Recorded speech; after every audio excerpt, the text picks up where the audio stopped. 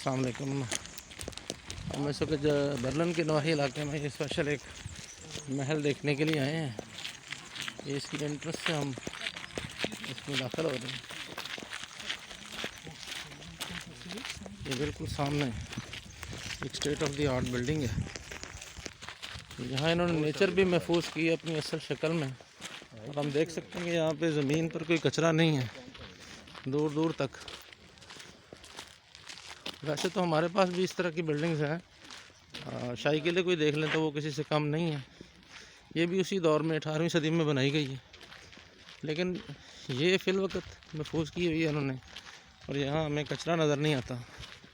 ये देखें ना कैसा ज़बरदस्त आर्किटेक्ट डिज़ाइन है जो उन्होंने तैयार किया है। और वादी नज़र में और साइड से स्लोप्स भी नज़र आ रही हैं। हाँ, ये हमें स्टैचूज़ भी नज़र आ रहे हैं जी। यहाँ पे इन्होंने एक सेंटर में एक जगह बनाई है, और ये डिफरेंट पोजीशंस में स्टैचूज़ नज़र आ रहे हैं। और ये 18वीं सदी की खूबसूरत ये संग तराशी है। डॉक्टर साहब ये ज़रा जगह का नाम बताइएगा हमें ज़रा। वाह वाह वाह, अच्छा। ये बेसिकली उन्होंने बनाया सी मलका जरा बरतानिया उस वक्त थे। इस इलाके का किंग सी ਉਹਦਾ ਨਾਮ ਸੀ ਸਾਨਸੂਸੀ ਇਹਦਾ ਨਾਮ ਹੈ, ਉਹ ਉੱਤੇ ਲਿਖਿਆ। अच्छा सांसूसी। अच्छा, लुक्स लाइक तिब्बतियन या चाइनीज़ नाम लग रहा है कि ये इधर देसी है। अच्छा, जर्मन। अच्छा, पौधे ਜਿਹੜੇ ਨਾ ਇਹ ਸਾਰੇ ਦੇ ਨਾ जी जी जी। एक महीने बाद इन्हें ज़बरदस्त ग्रीन होने और इस कदर खूबसूरत मंजर पेश करना है।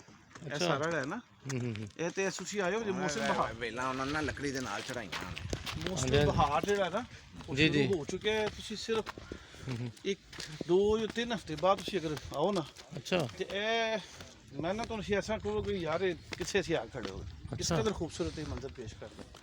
ਇਹਦੇ ਅੰਦਰ ਸ਼ੀਸ਼ੇ ਨੇ ਨਾ, ਉਹਨਾਂ ਦੇ ਅੰਦਰ ਵੀ ਜਿਹੜੀ ਨਾ अच्छा, ये अंदर भी ग्रीन ਗ੍ਰੀਨ ਨਹੀਂ ਹੁੰਦੀ ਜਿਹਦੀ ਸਬਜ਼ਾ ਹੁੰਦਾ। वाह वाह।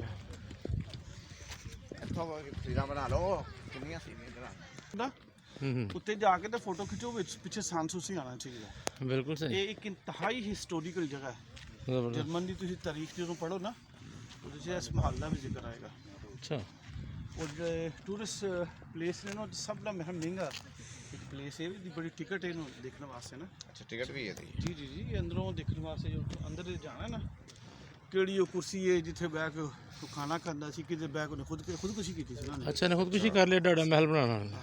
ਸਾਰਾ ਕੁਝ ਉੱਤੇ ਪਿਆ। ਇਹਦੇ ਨਾਲ ਤੇਰੀ ਬੀਵੀ ਦੀ ਅਲੱਦਗੀ ਹੋ ਗਈ ਸੀ।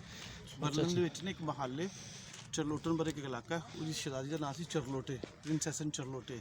अच्छा ਉਹ ਉੱਥੇ ਸੀ, ਉਹਦਾ ਮਹੱਲ ਉੱਥੇ ਵੇ। अच्छा ਇਹ ਰਹਿਣਾ ਇਹਨੇ ਇੱਥੇ ਮਹੱਲ ਬਣਾਇਆ। ਇਹ ਦੋਨਾਂ ਦੇ ਮੈਂ 27-28 ਸਾਲ ਦੀ ਏਜ 'ਚ ਇਹਨਾਂ ਦੀ ਅਲੱਦਗੀ ਹੋਈ ਸੀ ਦੋਨਾਂ ਦੀ। ਇਹਦੇ ਭਤੀਜੇ ਨੇ ਇਹਦੀ ਹੁਕੂਮਤ 'ਤੇ ਕਬਜ਼ਾ ਕਰਨ ਵਾਸਤੇ ਨਾ ਉਹ ਐਸੇ ਹਾਲਾਤ ਪੈਦਾ ਕਰ ਦਿੱਤੇ ਸਨ ਕਿ ਇਹਨੇ ਫਿਰ ਜ਼ਹਿਰ ਖਾ ਕੇ ਤੇ ਖੁਦਕੁਸ਼ੀ ਕਰ ਲਈ। ਉਹ ਜਿਸ ਕੁਰਸੀ 'ਤੇ ਬਹਿ ਕੇ ਨੇ ਉਹ ਕੁਰਸੀ ਵੀ ਅੱਜ ਮੌਜੂਦ ਉੱਥੇ, ਉੱਥੇ ਸਾਰਾ ਕੁਝ ਰਹਿਣਾ। ਮੈਂ ਕਈ ਵਾਰੀ ਉਹਨਾਂ ਦੇ ਕੋਲ ਮਹਿਮਾਨ ਕੋ ਮਿਨਿਸਟਰ ਆਏ ਨੇ, ਕਿਤੇ ਲੈ ਕੇ ਜਾਈਦਾ ਅੰਦਰ ਦਿਖਾਉਣ ਵਾਸਤੇ। ਉਹ ਫਿਰ ਉਹ ਗਾਈਡ ਹੁੰਦਾ, ਉਹ ਫਿਰ ਦੱਸਦਾ ਸਾਰਾ ਕੁਛ ਕਿਆ ਉਹ ਕੁਰਸੀ ਇੱਥੇ ਆ ਇਸ ਤਰ੍ਹਾਂ ਕਿਸ ਤਰ੍ਹਾਂ। लेकिन बरल विजन ਨੂੰ ਸਲਾਮ ਕਰਨੇ ਆ ਕਿ ਵੀ ਜਿਹਨੇ ਇਸ ਤਰ੍ਹਾਂ ਦਾ ਇੱਕ ਮਹਿਲ ਡਿਜ਼ਾਈਨ ਕਰਵਾਇਆ। ਇੰਤਹਾਈ ਖੂਬਸੂਰਤ ਹੈ ਸਾਰੇ। ਤੁਸੀਂ ਮਲਕ ਸਾਹਿਬ ਥੱਕੇ ਨਾ ਆਓ, ਥੋੜਾ ਜਿਹਾ ਚੱਲਦੇ ਆ।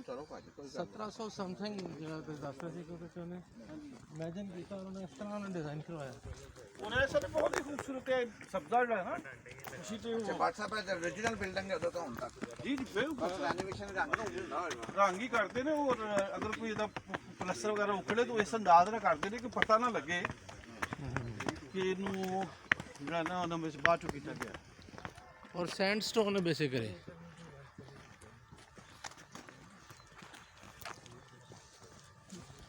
यहाँ से पास ਉਸ ਵੇਲੇ 1700 ਦੇ ਵਿੱਚ ਗਲੀਆਂ ਨੇ ਕੀ ਇਸਤੇਮਾਲ ਕੀਤਾ।